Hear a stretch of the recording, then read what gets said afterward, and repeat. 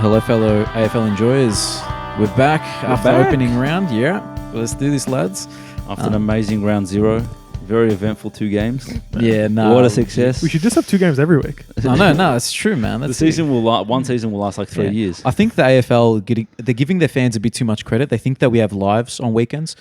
No, we don't. I need more games so I can do something. Saturday night, we ain't going out, man. We're snuggling in. That's it. Some marshmallows maybe by the fire. Yeah, that's it. And a game of footy, you know. Game of footy, man. Is the hope. But anyway, it's good to be back, reacting to footy and talking about footy.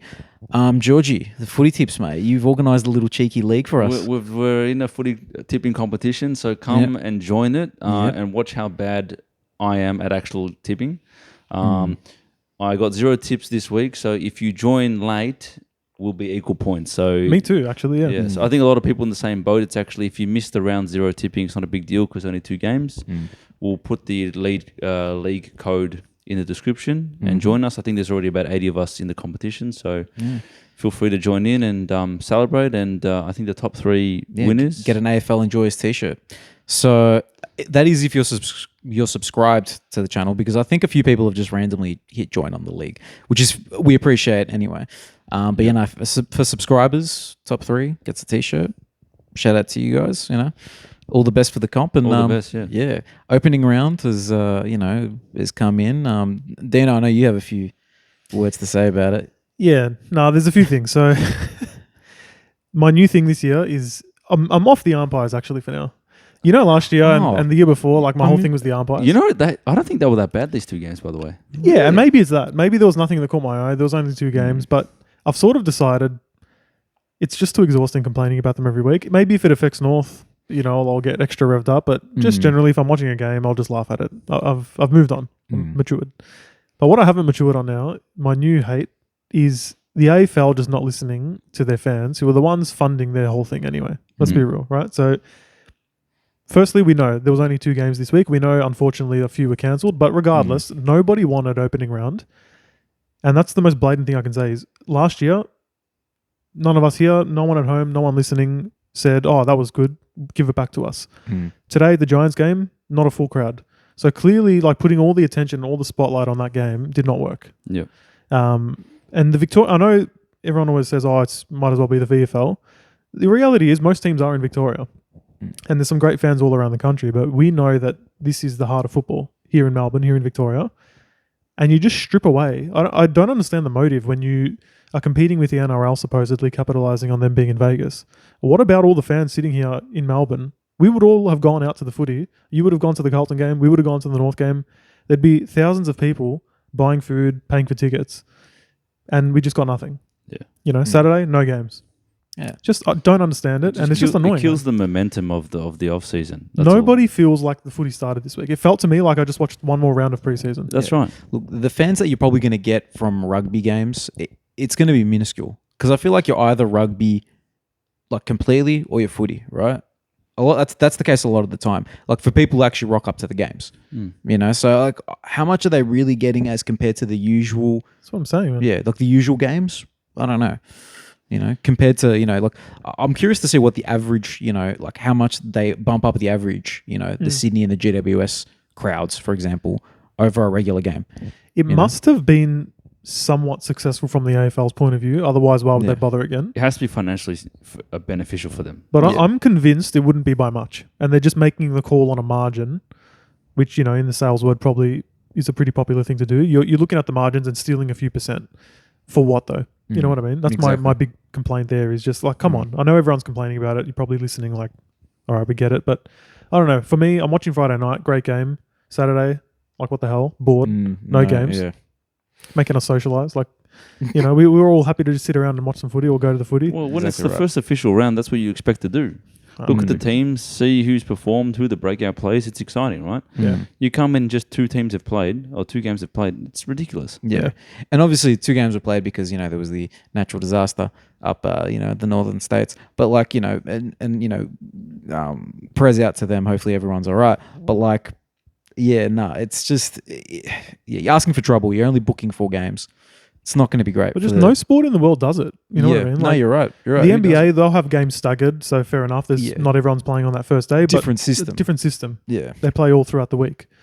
No other sport like Premier League or whatever would just say, you know what, just only you guys this week. But it's round zero. Even the concept of it, the name of it, it's stupid. You know, give us back some normality. I don't think the general fan wants this. So let's just every year the AFL tries to do something new. It's either like introducing new things, new rules to the umpires, introducing gather round, introducing something. And some things work, but some things don't.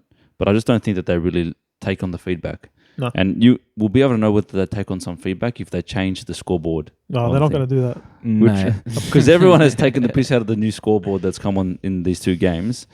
I'd love to see next round it's back to normal, but I guarantee you it won't. And again, though, this is what I mean. Like, they're not listening to the fans. And not that the fans were like wanting a particular looking scoreboard, but this is a blatant copy of NFL and NBA and having like a massive scoreboard bottom of your screen. And what's the bet? They'll just have some like other scores going on, or like the weather, or like tell us what's going on in the cricket or the NBL. Trump did this. Yeah, like whatever. Yeah, you know, some sort of political update. Like when we're watching footy, people just want to watch the footy, and they, to the credit, they didn't do anything like that yet. But what's the bet? Yeah, it's on its way. Probably it's on its Must be way. fair. Money's money. But yeah, now look, one positive, this week, the Hawks. Man, They were vibes, man. legit team. They've just continued that momentum of last year into this year, and led by my guy Will Day, who is 3 goals. Was it 9 clearances or something like that in the slightly shortened game time because of a cramp? He made his impact, man. He was a gun. Well, we know he's a brilliant player, and obviously injury interrupted season last year. Yeah. So we always expected him to come in and have an impact, but that was a serious statement game. Oh yeah. And it kind of lines up with the statement of the Hawks saying, hey, we're not going away. You come in round 1, you go up to Sydney, who were the best team last year for the whole year, and you beat them in trying conditions as well in the wet. That makes you go, bam, like all this off-season hype of the Hawks is actually real. And they're a premiership threat. They're a top 4 threat easily from the get-go. Yeah, and this is with a depleted forward line as well. And they've shown now, having picked up Battle and Barris, moving Sicily forward. I hate to say it from a super coach perspective, but he was good down there. Like the contested marking, I think he had 5 contested marks. The next highest was 2. So obviously this dude particularly has marking prowess. You can use it at either end of the ground. In this case, it worked up forward in the end. I think he had I think he only kicked 1 or 2 goals, but the presence was there. Yeah. So it's a nice little shift. Yeah, I think we've seen Sicily in previous years go up forward and provide like that captain type of role when it's needed. But I think we'll see a lot more of it this year because he's got a bit more freedom. So it's something that the Hawks have up their sleeve. I think there's been some continuing improvement from a couple of their players, names that over a couple of years ago you'd look at it and you go, who are these kind of guys? And suddenly you look around the team sheet and you go, this guy's improved, this guy's plays the team system really well. So they're just a really strong team that plays Sam Mitchell's game really well, and they just find a way throughout the whole game to grind and keep with their teams, which is really impressive. I also thought they played the wet conditions really well and really smart, which goes to show that they're well coached. I don't think Sydney really kept up the fourth quarter wet weather to the same extent. So pretty impressive.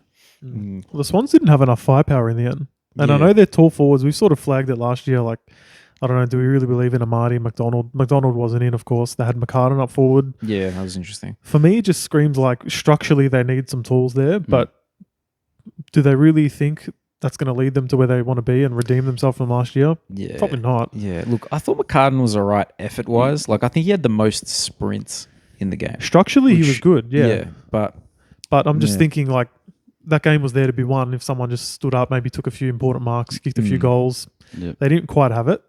And they need guys like Papley and Hayward then to be really good. And they were okay, but they weren't really good. Errol Goulden was missing. That has an impact, but I don't think you can say one player should be the difference. Yeah. Look, I think if you talk about players missing, I know he hasn't played in this position for 2 years, right?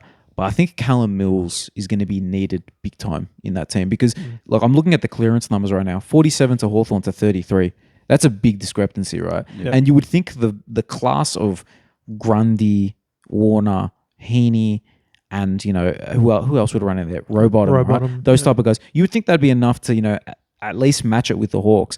But it's not nowhere near it, So I think Mills, they'll be waiting on him big time to come in and hopefully even that out a little bit because he was an Australian mid a couple he's years also ago. their captain as but well. Yeah, it is interesting that you bring up kind of the midfield numbers. We talk about improvement from players from the Hawks, like Lord Meek absolutely monstered.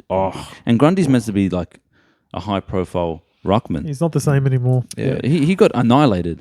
I think Grundy had a niggle in the in the last couple of weeks. So I think there was actually concerns of him playing round one at one point. Okay. But with Meek though, like you mentioned him, mate, flowers to Meek. There was a play where he got his first goal. It was great that he took the mark in the 50 and also he converted as well. But before that play happened, so he gets the ball from like a forward stoppage, gets the ball, spins out of a tackle and hand passes like a midfielder. The ball gets, hand passed along backwards to D'Ambrosio. Perfect kick to him. But the fact that he was involved in the play twice, 2 out of the 3 most important parts of that play was his hardball get, the hand pass away, and then D'Ambrosio's kick to him, mark, goal. That's impressive from Meek. Don't think I saw this coming, that he'd be this good, like this quickly. All of a sudden, though, maybe top 5, 6 rucks in the league. Is that too crazy to say? Not really. No, he's up there for sure. But yeah, no, I'm not too worried about Sydney personally. I know, like you said, Mills is out, Goulden's out. Goulden for a bit longer, so maybe that is a concern. But I just think the Hawks were just that good, to be honest. And for me personally, like I'm just going to declare right now, I'm not underrating them anymore.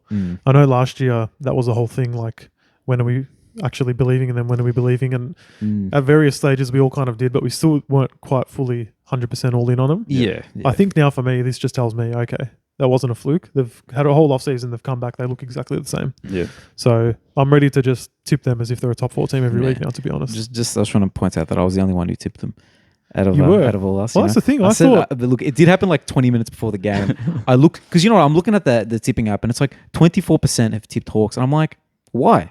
Why only 24%? There's value in tipping them here. So I tipped them for that. I think the when it's the first game of the season, right, you typically bet a little bit safely, and if it's Sydney's home ground, you can't just go back in the home crowd.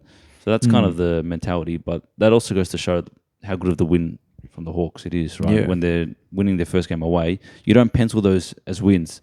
So already they've got one ahead of the ledger. So that's pretty good from them. But I think you're right, Dean. I think the Swans are still a very good team. I thought the level of football from both teams, especially in the first half, was really high. Very quick, hard running, high skill kicking from both teams. For a first game of the season especially. It didn't look like, they had the jitters or anything like that. So both teams were playing at a high level. So I think that they'll both be, top 8 contenders clearly.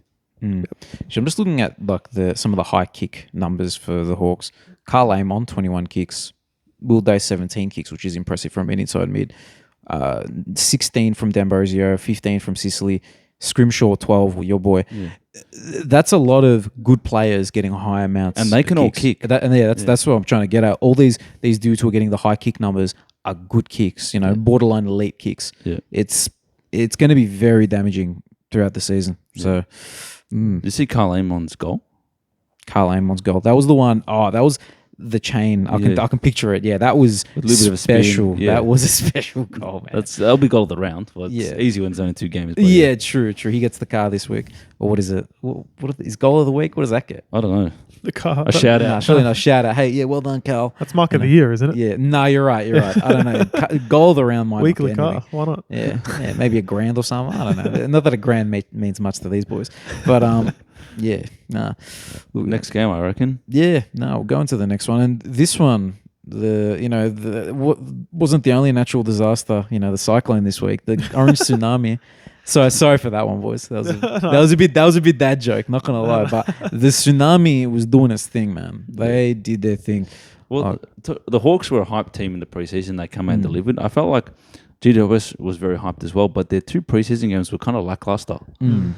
But it wasn't the case here. They lose Hogan and Stringer, and that's why I tipped Collingwood. I thought, Tom Green's not there. Tom Green's not there. I thought to myself, okay, the Giants tend to start the season a bit more slowly than not. And that's maybe like a pre-buy thing, not necessarily a round 1 thing. But I thought, if they're not going to come out of the blocks hot like they usually do, why not go the Pies? They've had a decent preseason. Yeah. So the recruits are looking good, Membry and so forth. But man, the more this game went on, the Pies were out on their feet. And I'm Yeah. not even talking about all the man the commentators couldn't stop talking about, which is Nick Dacos. Everyone was dead on their feet. Yeah. Pendlebury, for the first time, in my eyes, looked slow. Yeah. Sidebottom, slow. Yeah. And not just picking on the old guys, but the whole team just out of it. They looked out of sorts, man. They looked like they were panicked, and their delivery inside 50 was off. Yeah. They're kicking a lot of points. I think that's potentially being rushed and out of not having options. 100%. But even late, when we expect Collingwood to go for those aggressive kicks and pull them off and start to swing the momentum, they were trying them and just turnover after turnover, interception after interception. Yeah. Giants were all over it. And in the end, just took the piss out of them, to be honest. See, I kind of noticed like during that game, even when Collingwood had like a counter attack opportunity, the tsunami just came back, right? Man. You just all of a sudden you're the Collingwood player looking to kick the ball into the 50. It's like all of a sudden you're outnumbered like 7-3, 7-4, 5. It's like, what are you gonna do? And this is the thing I noticed as well. And we've commented as well, especially around the draft. Like the Giants always draft these small, fast guys, and it's sort of like a running joke. But what that also means, I've realized in the way they play, is it's not about their attack necessarily. It's how quickly they can get back. Yeah. The speed goes both ways. It's not just these small forwards that don't defend or like they're only pressure in their 50. They're getting back in the speed of light. And then all of a sudden the Pies, who generally move the ball fast, today they didn't. They couldn't, even when they tried.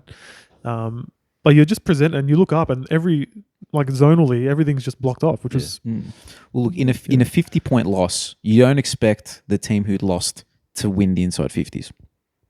And that's what happened. Yeah. Like, it's actually like credit to GWS, not just, the ability to run back, but the defenders themselves, they're not giving anything easy away. Every opportunity that Collingwood had to take to get a shot on goal, none of them were easy, man. There was no, easy, apart from a couple free kicks, that they might have got, there was no easy goals for them. And that, that's just the credit to GWS and the way they go about it. I think it's credit to pressure. As I said before, I feel like Collingwood they would be frantic. I don't think they'll as composed as normal. And then someone like a Sam Taylor can kind of prey on that.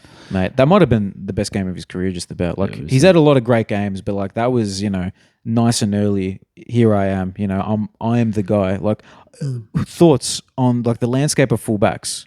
Is he better than Wiedering? Is he better than Harris Andrews? Look, he's very highly rated. The problem with Sam Taylor is he gets injured throughout and doesn't do complete seasons. Oh, if we're gonna overlook the injuries, Andrews and Wiedering for me are more physically impressive human beings. Yeah, fair enough. To the eye. But I think Taylor's got a case. His IQ, his positioning, all the fundamentals are spot on for me. No, he's excellent.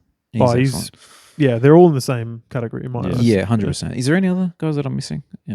I guess they'll probably unveil themselves in the next, in the coming rounds when we remember, who's who. But yeah, I feel your Stephen Mays and Stephen Mays, all right. Guys like that. Callum Wilkie's highly rated. Yeah, true. But yeah, anyway, shout out to Sam Taylor. No, awesome job. And shout out to Callahan. Yeah. Our boy Finn, mate. Wow. He's top, what was he, top 3? He was the third pick? Third pick. A couple of years ago. So it was Horn Francis, Darcy was picked by, GWS, matched bid, Callahan Finn. and Dacos. Yeah. And I'll tell you what, it's taken him 2 seasons of some flashes and glimpses and so forth. Now, if this is a sign of things to come, he's going to live up to that potential. Yeah, he was incredible. He got that offer from St Kilda, or that alleged offer of that millions of dollars per week type of crazy ass offer. And then he's come in the first round and kind of dominated. So it's hard to overlook a performance like that, man. Yeah, the tall midfielders as well that have a bit of dash, man, they're rare.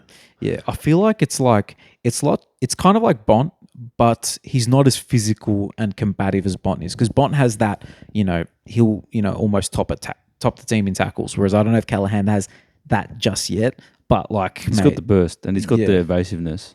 100%. And the finishing as well. 2 goals for him as well. So he's looking really good. And they needed it now. They really needed it because they lost Peatling. He was in part of the midfield rotation. Who else? Perryman, who's on the other side today. Isaac Cumming who's on the other side, Isaac Cumming. They needed someone to come in and, be the midfielder, right? Because Canelio is they've sort of just put him to the side for some reason. He's not the same player, man. He was playing forward. Yeah, he was, yeah. Over the years, they've lost Trelaw and other dudes, right? I think they've finally found their dude to pair with Tom Green, and it's it's big now all of a sudden. Tom Green's a big boy. Callahan's a big boy. Yeah. You got, Class from Kelly, and Yep. it's going to be a lot of fun, that midfield.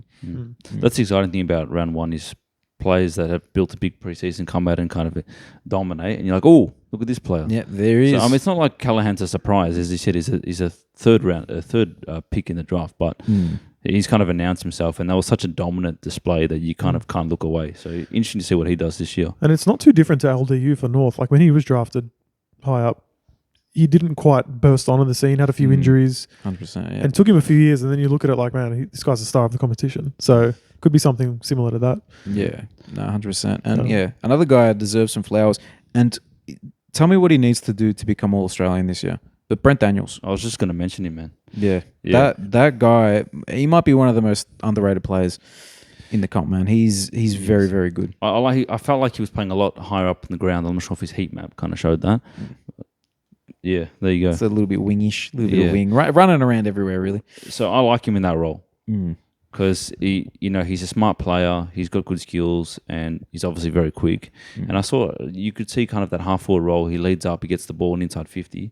He was just dominant, man. So if he can have a full season as well, it just adds kind of to that small brigade they've got up forward that's really dangerous. And just adds to the weapons of the Giants, I guess. Once Hogan comes back and he's a key forward, and Stringer as well, then they've got small players, tall players, mid-sized players that are all skillful.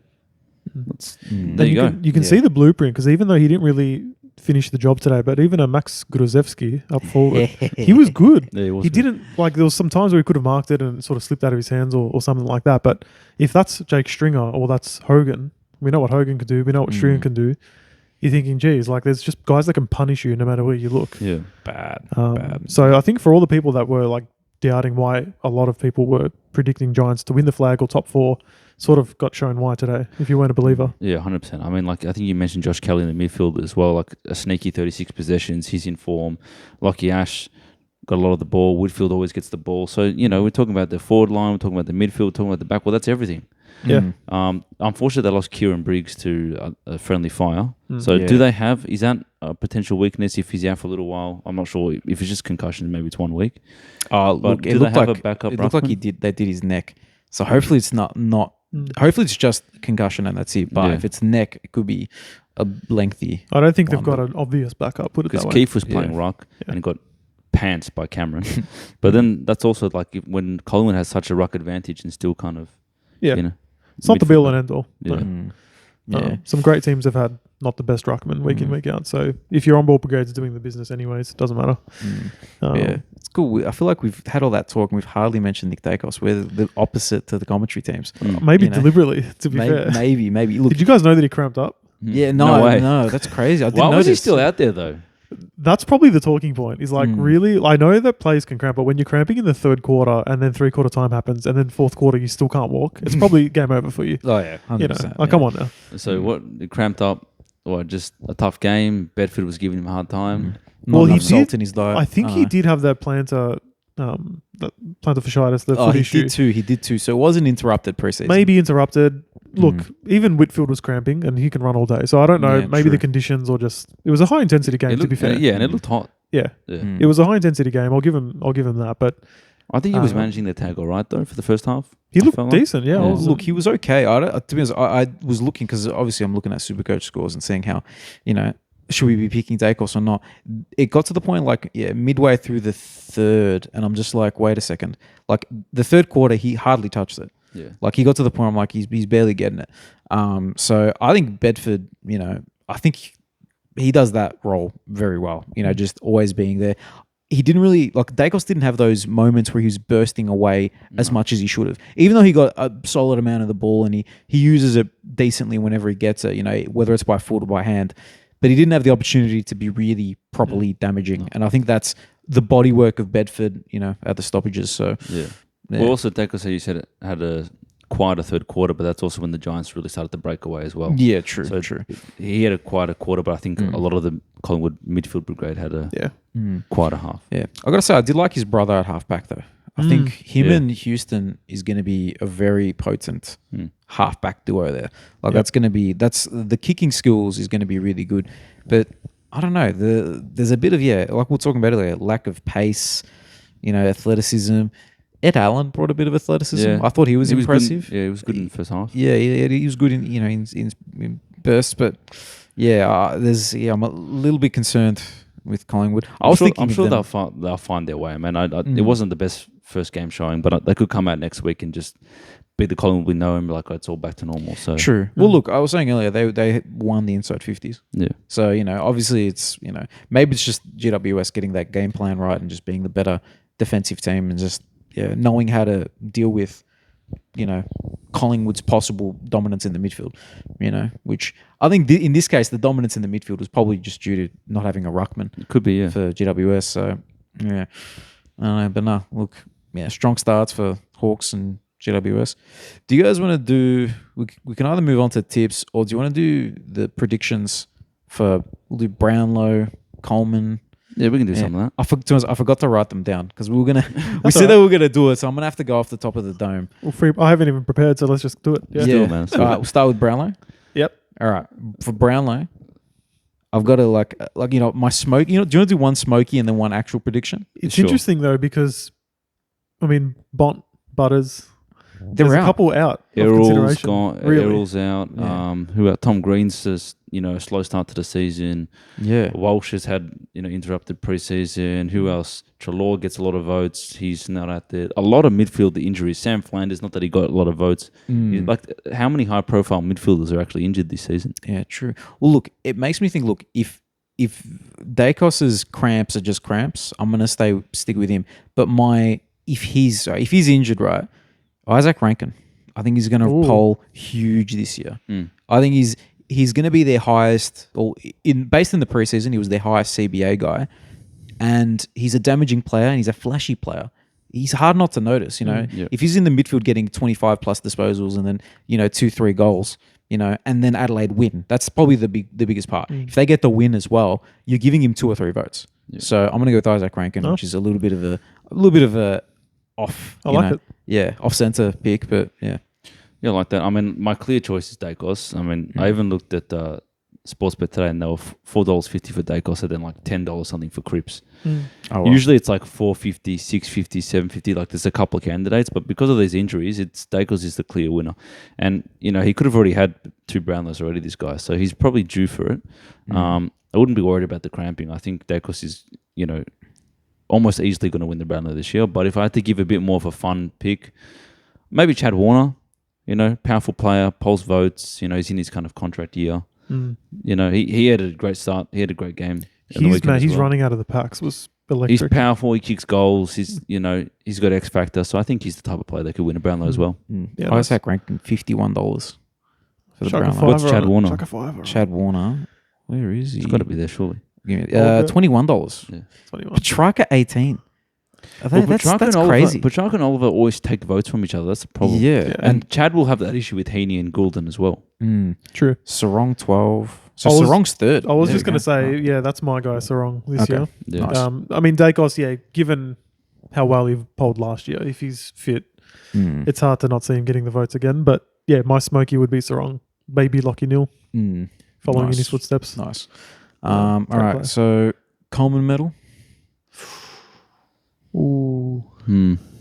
This is an interesting one because the game's changed. It's not all about the key forwards anymore. Yeah. So Jesse Hogan's going to miss a few games. I don't know how long he's out for. How's Kerno? He'll be back round 2 probably. I think round 2.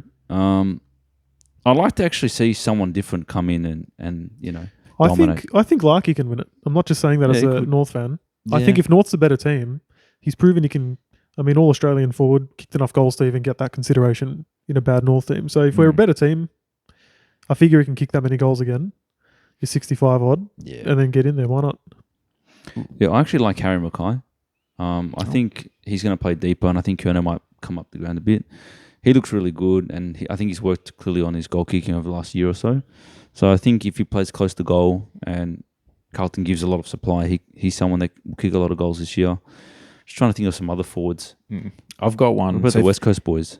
West Coast boys, Oscar Allen and Waterman. Yeah. Possibly. Look, the one I was going to go, and if I'm going to go a little bit different here, a guy who, I don't know if you guys remember, I picked him in my potential first-time All-Australians, Ben King. So he's a dude who keeps continuing with his goal, improving his goal tallies. If Gold Coast get better, which, Georgie's been predicting for like the last 5 years, surely he's going to be on the end of a lot of goals there. Yeah. So there's my That's a little... good shout. To be honest with you, I'm more on the Larky train, but, I'm going to go Ben King just to something Can different. I give a smoky as well? Yeah, sure. Is it too early to say Sam Darcy?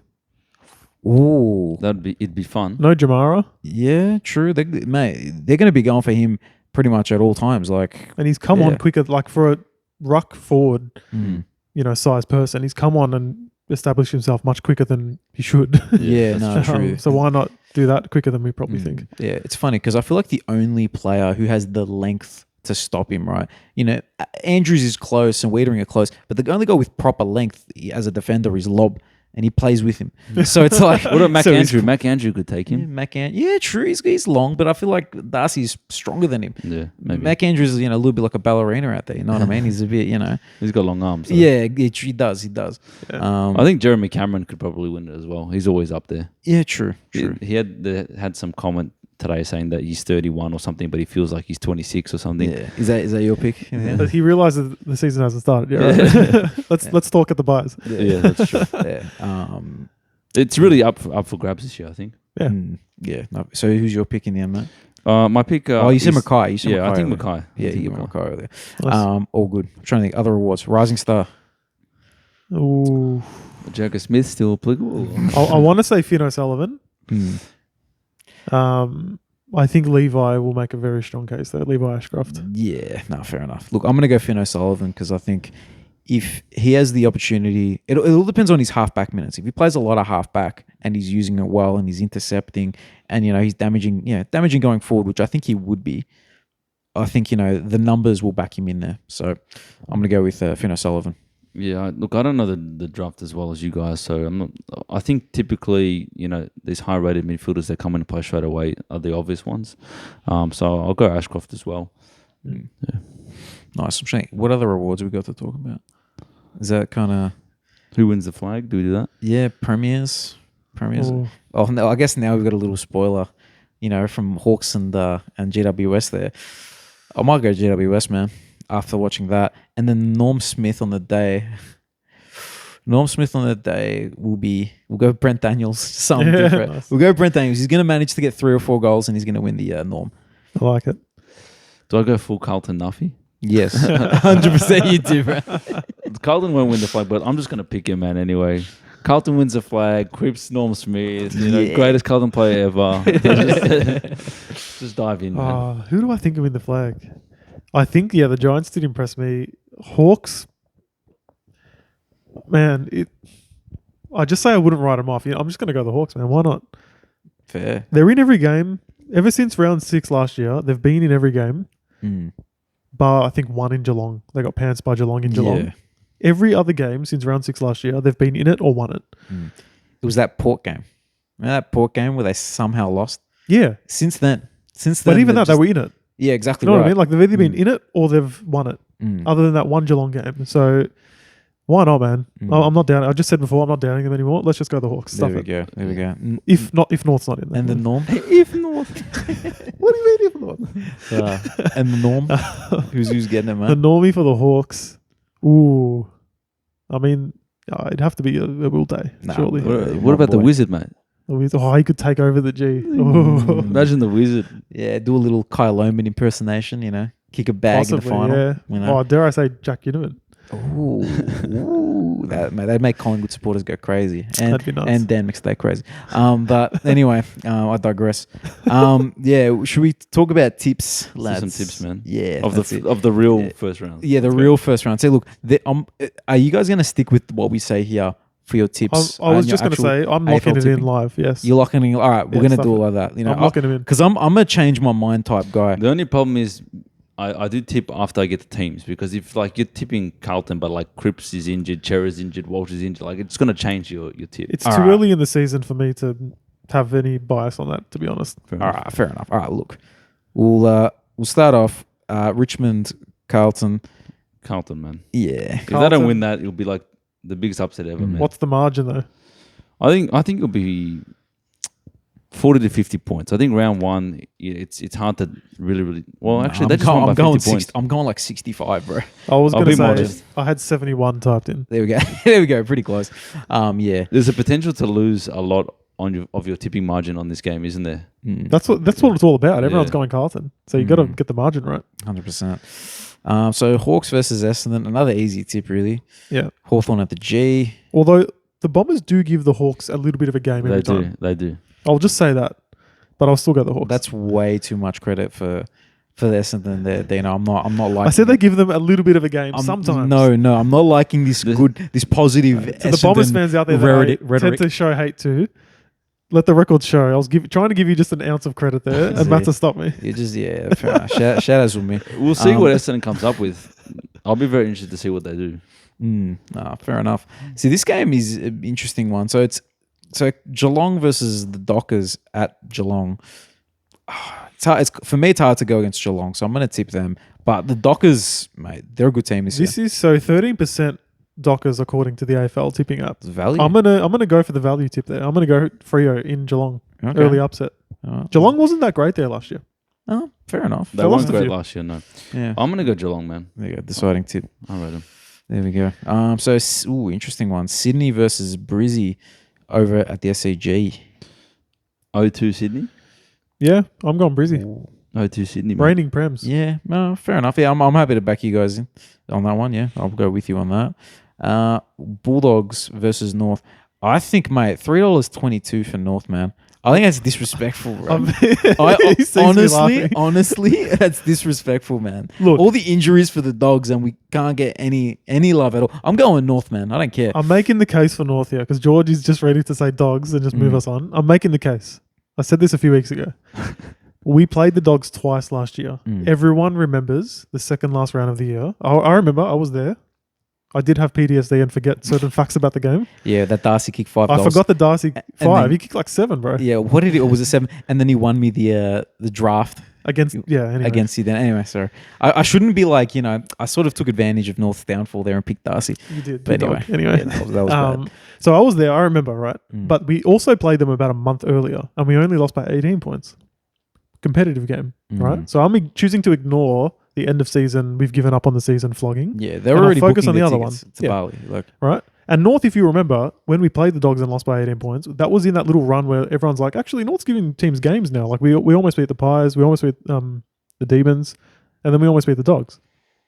So anyway, let's use that. Let's also now consider the Bond's out, Waitman's out, Liam Jones is out, Ed Richards Jamara. possibly in but underdone, Jamara's out. They're saying halfback Bailey Dale. Bailey, that was in but again underdone. So I think if we are ever going to start the season hot, and we've got quite a fit list actually. Yeah, we do. The only one Apart missing from is Georgie Wardlaw. Yeah. So I think, look, North has not won a game comfortably other than that end of round Gold Coast Harley Reid game. Any other win of the few we've had in the last 4 or 5 years has been narrow as anything. So I'm going to go North by like 3 points. There we go. Look, and But I think we can win. Another thing I do got to say before Georgie says what he thinks, not that it matters now. We've already 2-1'd him. But anyway, look, individual tips now. It's individual true, now, man. true. Oh, but look, I'm still Finally, gonna do the collective tip from us on the board. You know Sure, what I mean? I'm alright. still gonna do that. But look, driving the car is what we're doing these days. And shout out. It was Bailey Webb. I'm pretty sure his name was Bailey Webb 6262 or 2626. Either way. Shout out to him for reminding me. It was Braden George who said, drive the car. And that, we're using the ball. We're taking care of it. We're, 7 seconds, take your 7 seconds with the ball, progressing the play. Because that's something we talked about, that's something that I've noticed in the preseason from us is, taking care of the footy and being good with it. Shout out Bailey Webb for reminding me that it was Braden George. Drive the car, baby. That's it, man. Look, historically, man, the Dogs have loved to prey on North here. They absolutely love All it. the more reason to get revenge. I'm going North, baby. Let's go, Georgie. I'm just doing it to make you guys happy. Let's go We North, did it. baby. We convinced Thank you, he could man. see how much we wanted him to say North. Credit to him. There's only like a 10-minute lead up to my tip. Man. It's fine. That's a friend right there. That's, We're going North, baby. That's it, man. She's all to have 40 and 6 goals, mate. Oh, mate. Hey. Captain, bro. Captain. Captain I will Shees. say, speaking of Sheasel with the goals, I was listening to a pod, another North pod. not another. We're not a North pod, but further north. Shout out. Had a live pod with Eddie Ford as guest the whole time. And they were doing some predictions for the year, like who's going to lead us in the scoring and whatever. And Eddie Ford was joining in on the guesses. And he said, look, it's hard to look past Big Larky, of course. But his smoky was actually Sheasel. And that's someone who obviously trains with him every day. Reasoning being, he's going to be playing more that forward mid this year. And we know, like, when Sheasel was drafted, that was his thing. I likened him to like a Steve Johnson sort of get your 20 touches, kick a couple goals. But obviously he's become much more than that. Yeah. In terms of a midfielder and not really a forward. But if he does rest forward, he can kick to a game. It feels like Sheasel is like Stevie J, but like professional. Because he's non-drunk on Chapel Street, Stevie J. Exactly right. So like, can you imagine if Steve Johnson had that mentality? He'd have been a monster back in the day. He was a monster, but even more so he would have been. Sometimes it doesn't work. Like for Vola, I think his superpower was like Macca's before a game. Fair. I don't know, man. Some plays just it doesn't add up. Yeah, no, it's crazy, man. Collingwood versus Port at the MCG. With Port's depleted midfield, I think Collingwood, it's not overly depleted Port. It's just Zach Butters out, really. Yeah. But no, I'm happy to go with Collingwood this one. They'll bounce back. Yeah, I think they'll bounce back as well. Damn, I'm not so quick to write off Port. To be honest with you. So this is what you did for Essendon earlier, and I didn't like it. I don't like that you're showing some positive signs. I don't know. Horn Francis might. I don't know. Man. He's a gun. He's a gun. Bro, shush. Lukosius. What about Lukosius, mate? Oh, mate, I'll go the Pies, but let the record show I hesitated. You can't just hesitate for every team and then like hedge your bets on everything, mate. No, not every team, just that one. Look, they should have that in tipping. It's like, I'm tipping this team, but I don't like it. Yeah. But I hesitated. So Adelaide versus the Saints at Adelaide Oval. I think it's an easy Adelaide. 100% Crom. Yeah, 100%. Yeah. These Giants. Got to go the Giants now. Yeah. Yeah, no. I'm surprised that, like Melbourne being $2.10 and us being $3.20. Like, did Sportsbet not just see what happened? What GWS just did? Like, anyway. It's slow to react, yeah. They do change closer to the game anyway. Yeah, of course. And then Eagles versus the Suns at Optus. This is an interesting one. Suns' first win away from home, mate. Well, here's the thing, right? So, Eagles, of the couple games last year that they won, they had a few really impressive wins. They did. In Perth. Yeah. And Suns don't travel well, historically. Especially last year. Yeah. So I'm considering an early West Coast tip. A little swing tip there. Yeah, that's interesting. I'm going with the Suns, but yeah, it's interesting. I just realised given I'm 0-2 in tipping, this week's tipping could just end me already. But I'm ready to risk it all, baby. I know. I don't need the t-shirts. It's a long season. It's a long season, man. There's like 200 tips to go, man. Nah. We'll be right. Not with the way I tip, man. I'm locking in the Eagles, to be fair. Let the record show that, I'm saying the Suns, but I'm not happy about it. Let the record show that I didn't consider Gold Coast at all for a second, while you two nuffies did. Mate. I love Gold Coast, man. No, of course, man. Of course. Ben King Coleman, mate. No Anderson, new captain. That's it. No Anderson needs to finally have a good game away from home. Come on. Yeah. This is your chance, buddy. But anyway, I think that rounds off our tips nicely. That's a lot of games of footy, man. I'm not used to that. I know. It's going to be a fun weekend, man. I'll tell you that. Who would have thought? Full round. Full round, yeah. It works for me, actually. I'll take it. Anything else we wanted to sort of mention before we wrap up the first sort of reaction part of the year? Do we shout out who got all the tips right? Yeah, why not? Actually, I like that idea. Who's first? So Matt's is actually first.